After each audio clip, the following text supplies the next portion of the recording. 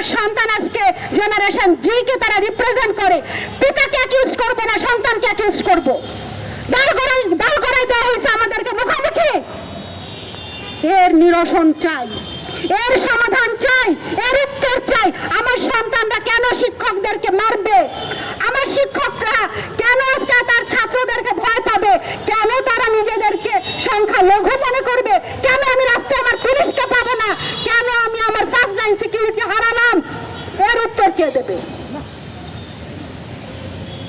অন্তর্বর্তীকালীন সরকার, আপনাদের উপরে অনেক আশা, আপনাদের কাছে অনেক দাবি। আপনারা মুক্তিযুদ্ধের স্বাধীনতার ইতিহাসকে বিকৃত করবেন না।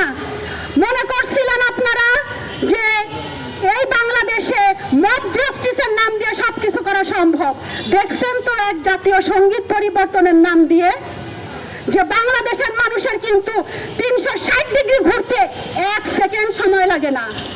আমার সোনার বাংলা, আমি তোমায় ভালোবাসি, ভালোবাসি, ভালোবাসি। পিতাকেও ভালোবাসি, সন্তানকেও ভালোবাসি। ভালোবাসা জারি থাকবে। এই ভালোবাসার জন্য যা করার তাই করব। ধন্যবাদ সবাইকে। জয় বাংলা।